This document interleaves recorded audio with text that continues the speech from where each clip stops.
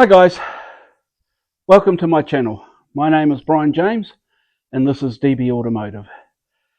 Now, sorry if I'm a little bit out of breath. It's the middle of summer here in New Zealand and it is hot and it is muggy. Hence the reason why I haven't been posting too many videos of late. It's just been too hot to work on anything. But that being said, I have been working on the Chevron. And so if you're new to the channel, this channel is dedicated to the restoration, renewal and rebuilding of older vehicles. I'd say specialty, but my first love is the vehicle you can see behind me, which is a Clubman style car. It's a New Zealand built car called a Chevron. Now I do love the Frasers, the Birkins, the Westfields, the Caterhams, all of the Clubman style cars. I think they're absolutely brilliant. And if you haven't had the chance to, I strongly suggest you take one for a drive. They are an experience, to say the least. Anyway, I don't have the means to be able to buy one new. Not many people do, especially one that's been built up. So the easiest way to get into these cars is buy a second-hand one, then buy a second-hand one that needs work and rebuild it. That's what I do. And thirdly, buy a kit. Well, actually there's a fourth as well, but the third one is buy the kit, build it up yourself, or just buy a factory-built car. So there's plenty of options for these vehicles. I choose the buy a car and rebuild it option. Then I'm getting the car catered to exactly how I want them, which is quite a lot different from other people. I prefer the Brooklyn style wind deflectors. I don't like a big windscreen in front of me. If you can see the roll bar, I prefer this style of roll bar as opposed to the big square one. Now, a lot of people may think, oh, what about your passenger? And that's a perfectly legitimate thought. I just don't have passengers. So it's pretty simple. I don't particularly want to take them. And if I do, then they need to understand that they don't have as much protection as I do. So it is quite a selfish thought. But in saying that, look, I've got the other roll bars that I can bolt on within half an hour and everyone's fully protected and everyone's happy. So if you've been following the build, you'll know that this one was supposed to be ready by Christmas. Unfortunately, it wasn't. I ran out of time, and work commitments over Christmas meant that I couldn't complete it in time for the Fraser 5000, which I deeply regret, but life marches on. So the urgency's been taken off this. I'm still working on it. So in the past couple of weeks, now I know this doesn't sound much, but you've got to remember that even a small step forward is still a step forward. So in the past 2 weeks, I've managed to put split pins in the front and rear ball joints, put the split pin in the hub for the main nut holding the hub on, and paint the rear diff. Now, look, I'm not going to grab you off the tripod this time and show you all of these things because you just can't see them. One thing I would say, like, if you have been watching it, you'll know that I did a series on how to put ball joints in without a press and everything. So if you'd seen that, cool, it all works. I proved it, it does, I did it. But one thing I would suggest is before you bolt the ball joint up, make sure that the little hole for the split pin is turned in such a configuration that you can easily slide the split pin in and use it. What I'd done is I'd bolted them up without that thought, and now the split pin goes through and there's a backing plate right at the back of that hole, so it's got to come around in it. It's still a perfectly valid way of doing it. It's just a little fiddly. Now I could have just broken that, spun it a little bit more and put it in, but look, once again, it's insanely hot and muggy here down in the Hamilton in New Zealand, so I just didn't do it. As you can see, I'm sweating just talking to you. So, what have I got left on this before I start on my Bedford bus? Actually, not a hell of a lot. So the idea is to get this on the road, legal. Right now, I can take it out on the road if I wish and drive it around. Not legal, not a great idea. So, first things first I need to do, which is quick and easy, is swap out the oils in my gearbox, motor, and filter in the motor. Now, when I forget things, I have them written up on the whiteboard.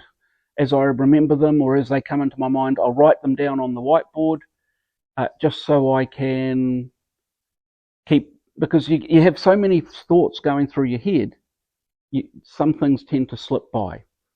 So I can easily just look up there and go, right, I need an overflow bottle for the radiator, $40 item, that's nothing.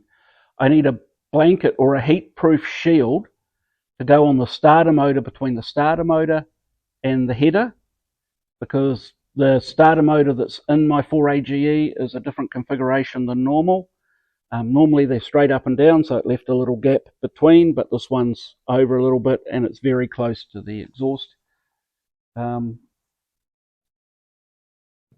finally, it would seem, after running around in the field and doing some donuts like a complete juvenile idiot, you've got to have fun.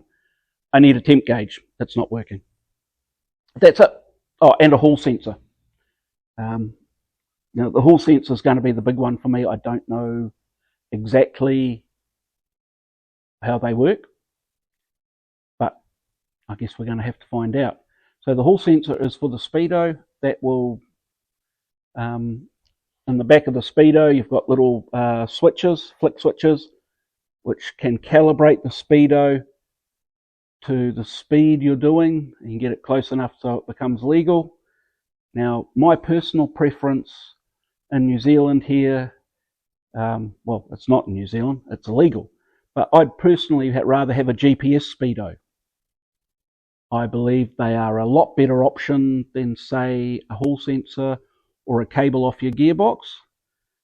For one, it doesn't matter if you change your tyres, your GPS speedo is always going to be accurate. So there's many things you can do to your car which will take your speedo out of accuracy. And it's all corrected by just having a decent GPS speedo. But they are illegal here in New Zealand. I cannot have them, so that's all there is to that. I'm also going to look at getting some more sign writing done for the car. As I mentioned in a previous video, this is going to get done up in a punk theme. That's the music I listen to. That's the genre I like, that and heavy metal, but predominantly punk. And the car, we're going to keep it, because my plans were to either have it painted or wrapped in carbon fibre. But the more I looked at how rough it was, the more I started to like it.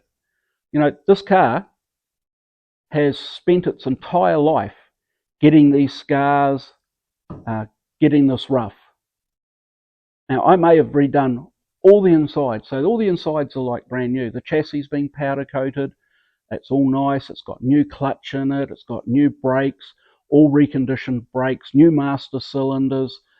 The list just goes on and on and on. But the outside bodywork, like you can see that it's rusty on the headlight buckets and things like that, that tells this car's history. So instead of taking its history away, I believe I'm going to add to it.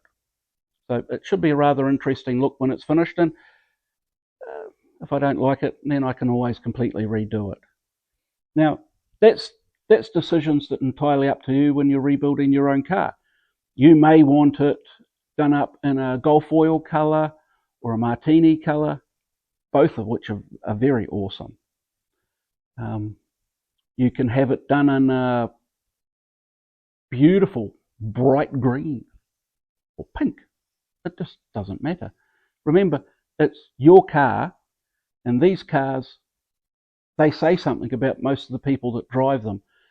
Some you can look at and just go, wow, absolutely fastidiously clean, amazing. Some you can look at and go, well, this guy uses and abuses his car. You can respect both those people. You know, they're there to be used. They're there to have fun with. And so I plan to. Once I've got this all up and running, and once I'm very happy with it, I plan on using it a lot. We plan on touring New Zealand. Well, I plan on touring New Zealand. Easy enough to take the passenger seat out. That gives me a boot space. I can put in a tent, a mattress, sleeping bag, a couple of changes of clothes. I've got a charge point in the dash for my cell phone so I can charge on the go. And yeah, I plan on seeing New Zealand in a way that not many people do. From a car on the move with no roof, no windows, no doors. A lot like a motorbike. If you've ridden a motorbike, you'll know what that freedom is like. It's a very similar feel that you get with these cars. Anyway, I've waffled on enough. As I said, I won't be able to do anything next week. I don't know if you can just see it. You might be able to see a little bit of the bumper, but just out of the shot, I've got a Trans Am that we'll be working on next week, trying to get that up and running. I took it up to the Kumu Car Show a couple of weeks ago. It covered roughly 240 kilometres, which is, just over 150 miles or so. And it used 100 litres of petrol. So there's something desperately wrong with that car. We plan on fixing it and getting it back to the way it was. Now, that's going to be interesting. Its owner is coming down from Auckland and he knows more about them than I do. So always an opportunity to learn. Now, if you can get those opportunities to learn, grab them with both hands. They don't come around too often. This is where YouTube's really great. You can call it up and just have a look. I do it quite a bit. But yeah, hey look, that's what we've got for today. I'm sorry there isn't more to be said, but yeah. And remember, you guys have a great day. If you like what you heard, unfortunately you didn't see much today. If you like what you see, you like what you heard, please hit like and subscribe. If you have any questions, ask them on the comment section down below. I'm more than happy to hear what you have to say and to give you my thoughts. If it's a technical question in regards to the New Zealand laws, in regards to these style of cars, I do have what we call the Hot Rodders Bible, Builder Bible, and I can look up and answer your questions for you. Other than that, you guys have a great day. Thank you very much.